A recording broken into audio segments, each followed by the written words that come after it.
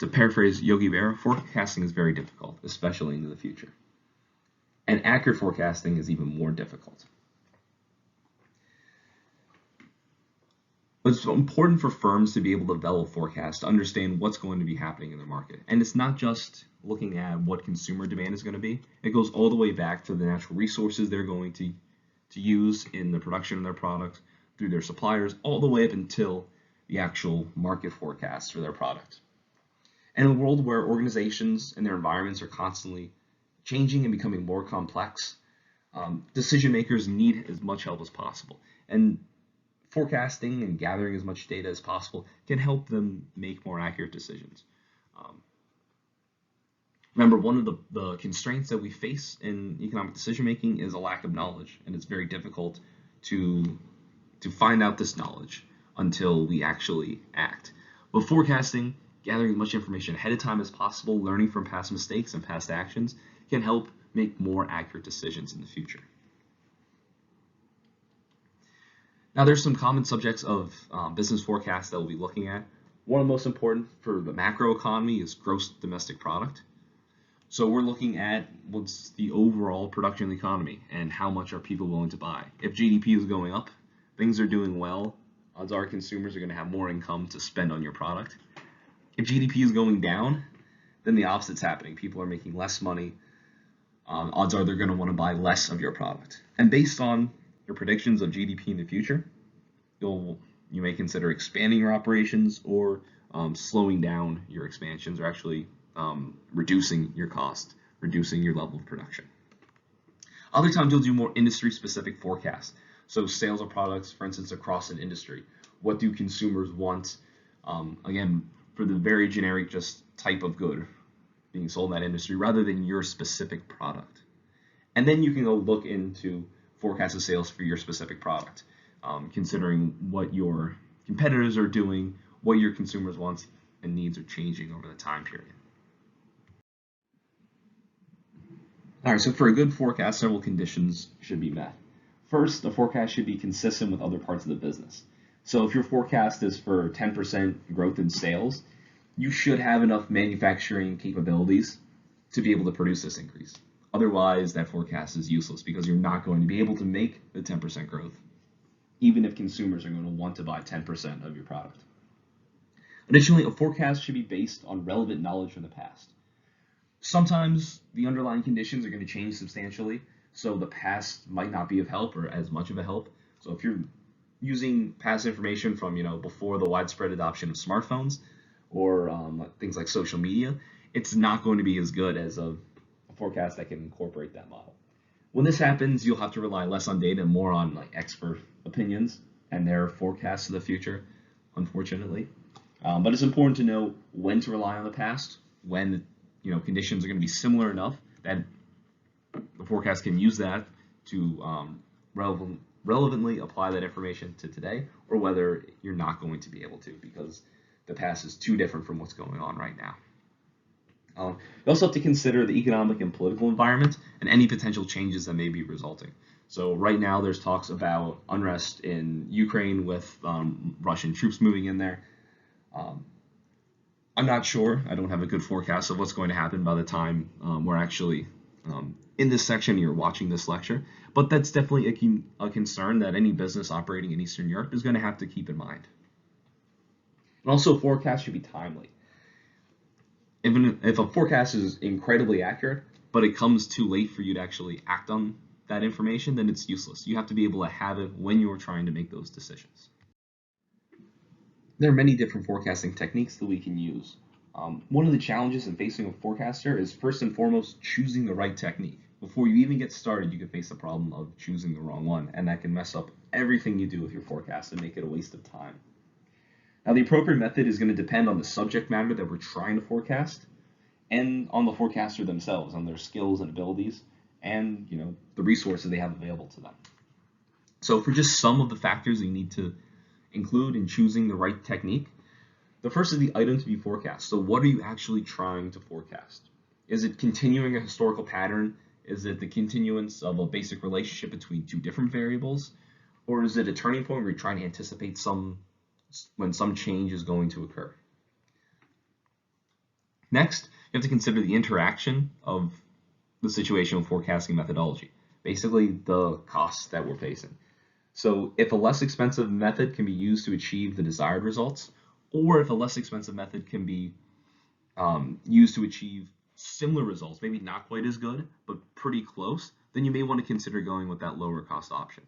There's going to be trade-offs that you face between the amount of money it costs to produce this forecast and the additional knowledge you'll gain from spending that extra money. There's sometimes I work with typically publicly available data sets, but sometimes there's ones that we can pay for from institutions that have already gathered the data that's more detailed and may help us out even more. But unfortunately, universities don't have hundreds of thousands of dollars laying around in order to purchase really detailed data. Whereas a firm may find that money to be, just like loose change you have in the account. They're of course willing to spend it on data for their models. The cost is something you need to consider when trying to create data, to gather data, or to purchase from someone else. Another concern is the amount of historical data available. Sometimes there's very little historical data available. You may only have it going back a couple of years if they start, a new data gathering project. In that case, you really can't use those variables even though they exist because there's so little. So you need to find something that goes back even further. And in that case, it may not be quite as close to what you need as the first data. And finally, the time allowed to prepare the forecast. Some methods are going to take a long time, not just to gather the data, but actually to create and run the models and clean the data, things like that. So if there's an extremely urgent situation, you need to get a number by the end of the day, you may have to do a more simple model with publicly available data that's easy to work with, rather than gathering the exact data you need through like a large-scale consumer survey. All right. Forecasting techniques can be categorized in a lot of different ways. We're going to break them down into the following 6 techniques and talk about them each in turn. So we'll start with expert opinion, then opinion polls and market research. We'll move on to surveys of spending plans, and look at economic indicators, projections, and end with econometric models. Over the next several slides, as we cover the 6 different techniques, we'll see that some of the methods can be classified as quantitative, some of them as qualitative. So qualitative forecasting is going to be primarily based on judgments of individuals or groups. The results of the qualitative forecast may be in numerical form, but generally they're not in numerical form. They'll be, good or bad. Do you think something will happen or won't happen? Sometimes they will be in numerical form, but they're not generally based on data. It may be based on people's opinions, and it's going to be more difficult to compare them, apples to apples. On the other hand, quantitative forecasting, this quantitative approach, is going to use significant amounts of prior data as the basis for the prediction. So not only are the answers going to be in numerical form, but they're going to be a result of some sort of mathematical formula or from actual data with hard numbers. It's going to be much easier to compare quantitative data to each other because, again, it's that apples to apples. You're comparing one number to another number, and it's a result of some sort of underlying data rather than just on opinions. So for quantitative forecasting, you can use naive forecasting, which basically just projects past data into the future. It's not trying to explain future trends. It's not trying to understand what the causes are. It's literally just looking at what's happened in the past and applying that to the future, assuming that trend is going to continue unbroken. We can also use causal or explanatory forecasting. Now this is going to attempt to explain the relationship between the variables that we're trying to estimate. So between the dependent variable and the variable or variables that account for the changes, or the independent variables. Although the more judgmental or qualitative forecasting is frequently used, quantitative methods of forecasting have been growing rapidly over time, especially with the rise of more highly powered computers, the constant use of the internet in our lives, and the ability to gather more and more data. So we now have data on things that we were unable to measure even 25, 30 years ago. Although the ability to use data has grown substantially recently and has allowed managers to make extremely accurate predictions using that data, the most widely used and oldest method is relying on expert opinion. So So the first of the two types that we'll talk about is the jury of executive opinion. So get together a bunch of corporate executives or high-level management in order to have them discuss what's going on and then produce a forecast. Now, these people can be either represent different functions within one organization, or they can be leaders from a bunch of different corporations getting together. In the past, this has been a successful technique. However, there is some danger with this. You can have one member that's too persuasive or too dominant that ends up shading the predictions they make to be what they want to do, and that may be less accurate than the wisdom of the crowd, so to speak. And while they are definitely a good source of inside knowledge on how the industry operates and how it has in the past, they're going to be less good for reaching decisions that involve changing external conditions. Another method is the so-called Delphi method, named after the Oracle of Delphi from ancient Greece. It was developed by the Rand Corporation back in the 50s, and they used it primarily to predict technological trends and changes far into the future. So basically what they do is they take a panel of experts, except instead of having them meet to discuss it, the experts never actually meet with each other or talk about these different things amongst themselves. What they do is they send each of those experts a series of written questions, and they get back answers from those experts. They conduct this over a range until what they're trying to get the prediction for is answered. One of the reasons to do this slowly over time is you build up smaller questions that are more easy to answer correctly, more easy to predict, and you build those up out into longer term questions. So you start with something small. If you're looking at something like foreign policy, it may be a question like, what is the probability that this treaty that two nations are talking about gets agreed upon within the next 2 years? And you build out from there up to what is the probability of war between these several nations in the next 25 years. So you start small and slowly build over time through those questions. And by answering the shorter term questions, simpler questions first, you're able to build more accurate predictions than if you just jump to the farthest off thing. So for the Rand Corporation, talking about technological changes, 50 years from now, starting with how are computers going to develop over the next 5, 10 years? How are they going to be used in these industries over the next 10 years? Can help them build out and eventually make predictions out 50 years. Obviously, predictions about 50 years in the future are going to be extremely difficult. So even though the Delphi method has been fairly successful in the past, it does suffer from drawbacks. So the questions that you ask can affect the results of that. So if you choose different questions to start with, you can end up kind of leaning the experts towards a different outcome or different prediction. And when different experts are used, even answering those same questions, you can end up with extremely different predictions in the far off future. It can be difficult in assessing the degree of expertise for each member. So how relevant is their knowledge base? How detailed is their knowledge base for each one? How good of an expert are they? And finally, there's the impossibility of predicting the unexpected. The next forecasting technique is using opinion polls. So in opinion polls, you sample a small population to determine what consumptive trends are going to go on in the future. You're probably most familiar with opinion polling because most of us have been on the receiving end of one of those annoying phone calls or the letters you get to fill out in the mail. But they are a great way to identify changes and trends before they occur. So before you get the data or the experts that can look back on what happened in the past, you can capture it by talking to people and asking them what they want, before you get evidence of them actually wanting that. Now, the choice of the sample that you use is very important.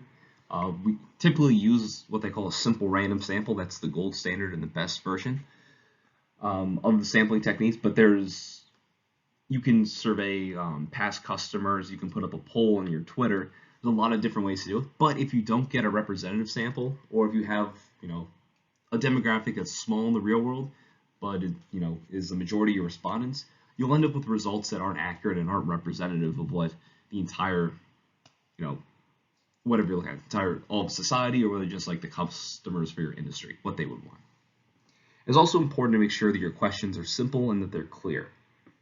Sometimes what they will do is repeat a question in a different form, say it in a different way, so that way people You can tell if they're just not responding or not thinking about their responses ahead of time. And you can make sure that these results are accurate and actually how they feel. A lot of companies rely on Twitter polls to get at least some of their opinion polls. And this could seem like a really good method. It's very low cost. You already have a lot of followers built in, so you can ask people who tend to like your product, questions, and you can get at what they're going to want in the future, what future trends could be. However, there's a problem with using Twitter. You're not going to get that representative sample. So Twitter users tend, on average, to be more liberal, to have higher income, to have higher levels of education, and are more likely to be urban and young than the average American. So if you're trying to rely on Twitter polls for your opinion polls, you're not going to get a good sample for older or rural or more working class Americans. A similar method to opinion polling is market research. Market research is more in depth, you can say, than opinion polling. You can get more details about your consumers or potential consumers. You can find information about them, like who they are, why they are using your product, and the characteristics that the consumer thinks are most important in their purchasing decision. So it could be actual characteristics of the product. It could be like the price, where they're able to buy it, whether you offer things like guarantees or money back. You could find out a lot more detailed information, although this is more difficult to do, more time consuming, and more costly, and you can't get as large of sample sizes as easily. Surveys and spending plans, again, are closely related to the first two forecasting techniques we talked about, except for instead of focusing on the more micro conditions, focusing on your consumer base or potential consumers and what they want to do with your product, whether they want to purchase it, what changes they might want. In this case, we're focusing on more macro type data, so we're looking at the overall economy. So there's two surveys here, I think, for consumer intentions that they give as an example. These are the most widely used ones, versus the Survey of Consumer Survey Research Center at the University of Michigan. And second is the Consumer Confidence Survey from the Conference Board. Both of these are used by not just businesses, but also people that look at financial markets, whether it's regulators or whether it's monetary policy makers or people that work for financial firms. But they also can provide a lot of information for firms about overall consumer behavior and what they anticipate the future will hold. So I know the University of Michigan poll, the Survey of Consumers, they do pretty detailed surveys of inflation expectations for consumers. Firms are going to have an idea about what consumer intentions are and what consumer sentiment is, what they expect, what's going on in the macroeconomy in the near future, and for their own spending habits in the near future, because consumer spending is by and far the largest segment of gross domestic product. So if you're looking at the overall conditions, understanding what consumers want and what consumers expect is going to give you a good idea of what's going to happen. There's also the inventory and sales expectations. So this is published by the National Association of Purchasing Agents based on a large sample of purchasing executives. This information will tell you what purchasing agents expect is going to be happening in the future, what they expect to be ordering. So you can get an idea of what they imagine the macroeconomic conditions are going to be. Sometimes we're able to use what are called economic indicators. But basically, it's a method of forecasting where we look at one statistic or one variable, see how it changes over time, and based on how that changes, we expect what we're actually interested in to change. So whether or not an indicator is going to be successful for forecasting depends on if we can identify past historical series that not only correlate with what we want to see, but actually precedes it, such that it appears that one affects the other, or one always happens before the other. If you can't have just one leading indicator that's very reliable, sometimes you can have a composite of them, so several different indicators we can mix that are more effective. So the use of indicators goes back for a long time. They used to be more informal. There were stories of Andrew Carnegie. If he wanted to assess the future of steel demand, he would look at the number of chimneys that were emitting smoke in Pittsburgh. If there were more than emitting smoke, he'd expect that demand would be higher. Now we use data gathered by the National Bureau of Economic Research to look at different measures of the economy. So some leading indicators include average weekly hours worked for manufacturing employees, manufacturers' new orders, new private housing units authorized by local building permits, the money supply, and the interest rate spreads between the 10-year Treasury bond and the federal funds rate. You can also have coincident indicators, so that those indicators show what's going on currently, not what's going to happen in the future. There's also lagging indicators. These show what happened in the past. For firms trying to make decisions about the future, obviously leading indicators are going to be the most important, but you can still get some useful information from coincident indicators and the lagging indicators later.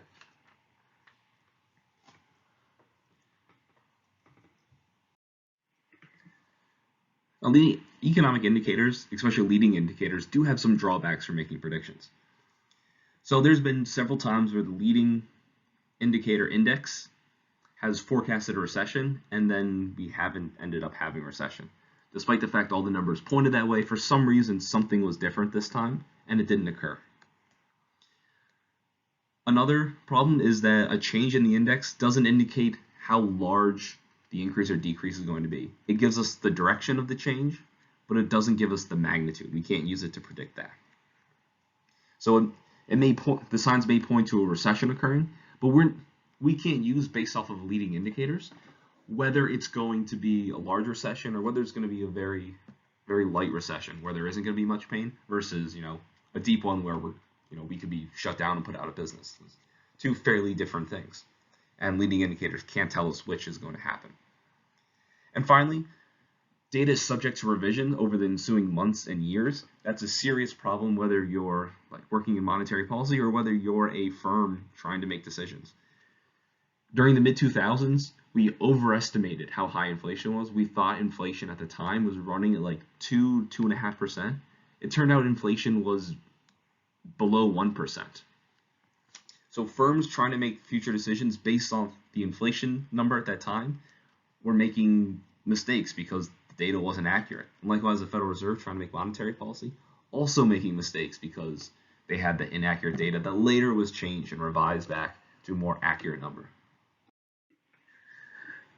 A trend projection is the simplest form of forecasting. Basically, we're taking trends from the past and running them through the future without taking into consideration any change in any other variables. And we're not even worried about why the change occurred, why this trend is going on. We're just taking that and extending it into the future. Now, it's naive, it's very simple, but it doesn't cost very much, and it can still provide some information. While you shouldn't expect it to be extremely accurate, it can still give you an idea of what you're going to be doing or what's going to happen in the future. Now, there are three main types our chapter talks about: compound growth rate, visual time series projections, and least squares time series projections. I'm going to skip over the compound growth rate for the time being, and we'll touch lightly on the visual time series and then focus a little bit more on the least squares time series. In addition to using numbers to show the trend projection, you can also show that visually. So you can plot the observations on a graph and view the shape of the data and see any trends that are occurring. This can be helpful because sometimes if you just, for instance here at the figure below, if you did a naive trend prediction, you would just have it slowly increasing. So from 0.1 to 0.6, it increases. So we would have an increase and we project 0.7 to be higher than 0.6.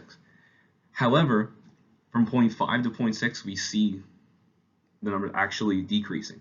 So there may have been some kind of sudden change there, and now we might project it to go downward in the future. So using a visual representation for these anticipated or these projections that we're making, these can be very useful to quickly visualize, and we can see what's going on. While you might not, or you wouldn't want this to be the only thing you do for forecasting, this can be a very useful component of it. Now, rather than just using a visual representation of changes that are occurring in the future based on past trends, we can use a more precise statistical technique called the method of least squares. And this we can use to identify trends, cycles, seasonality, other irregular movements that we see going on through time. Now, it's important to note for this is still a naive method of forecasting. So even though time series is a statistical method, it's not just plotting points and looking at the trend in the past, We're looking at how a variable of interest changes over time, and we're not including any other variables that may affect what we're interested in. A time series does have some strength, even though it's still a naive method of forecasting. So it's easy to calculate, and there's a lot of free or low-cost statistical programs out there that we can use to estimate a time series. There isn't much judgment or analytical skill that's needed by the analyst. So it doesn't require a lot of judgment, so it'll be consistent between individual analysts. So you don't have to worry about whether that person is overly optimistic or overly pessimistic. That's not going to factor in for time series analysis. And they don't need to have a particularly high level of skill to be able to do it, which again makes it easier and cheaper for a firm because there's that much less money they have to spend on it. It describes the line with the best possible fit and provides information about the statistical errors and the statistical significance. So you can know how well this actually represents the data. How well does this line fit? Is the data all over the place and you fit a line in there, but there's a lot of errors between the actual points and your projected points? Or is it pretty accurate? So you can know whether this is a rough guide or whether this is a very accurate prediction for the future. And they're usually reliable in the short run. So in the short run, we don't expect any large changes. So if you're looking at, okay, what's going to happen with our sales next month, and you do a time series analysis, for that next month, you can be pretty confident that this is going to be accurate. Over the longer term, however, a lot of different variables can change and can impact whatever you're interested in. So it's reliable in the short run, but not in the long run. But we can represent a time series with this equation where yt, so the actual value of the data of y at the time that we're considering, equals a function of the trend component, the cyclical component, the seasonal component, and the random component. What's important to note about these is, I'll just say the definitions rather than going into any in-depth math or anything. So the trend basically is the direction of the movement of the data over a relatively long period of time. So are we increasing or are we decreasing? Are we flat? Is it like a sharp increase or a very soft and slow increase over time? The cyclical component are deviations from the trend due to general economic conditions. So if we're looking at GDP over time, at some points it's going to increase as the economy does well. During recessions, it'll decrease. We may have slow growth for a while or higher growth coming out of a recession. The seasonal fluctuations are patterns that represent the annual characteristics for many products. So like I mentioned, ice cream earlier, more popular in the summer when it's warm outside than it is in the winter. A lot of products, or a lot of the raw materials that go into the products, are going to have some sort of seasonality, as we call it. And that's going to, another thing we need to take into account. And finally, there are some random components or irregular. So departures that may be caused by special events. So for instance, COVID-19, that threw a wrench into just about any time series forecast because we have these sudden changes that are unanticipated and aren't like things we typically deal with. So sometimes when we're dealing with very seasonal data, whether it's agricultural production, which tends to be very high around the harvest and low or non-existent throughout the rest of the year, or whether it's demand for services that are synonymous with certain types of the year, so skiing in the winter. We often use some kind of smoothing technique. Now sometimes it can be something like a moving average, so you take the average over a long series of time, so you can account for the peaks and the troughs, or you can do another thing called exponential smoothing. That allows for the decreasing importance of information in the more distant past. So you're more worried about the more recent numbers, but you're still considering the trend from a long time ago. Now these aren't, for this class, it's not important for you to be able to do these ourselves. So the text includes some examples working through them. That's not something we're going to focus on, but still it's something that we should be aware of and to know about. Thus far, the quantitative forecasting techniques that we've talked about have been what we consider naive. So we'll end by briefly touching on econometric models, which are causal or explanatory models that we can use to forecast. Now, typically what we use is regression.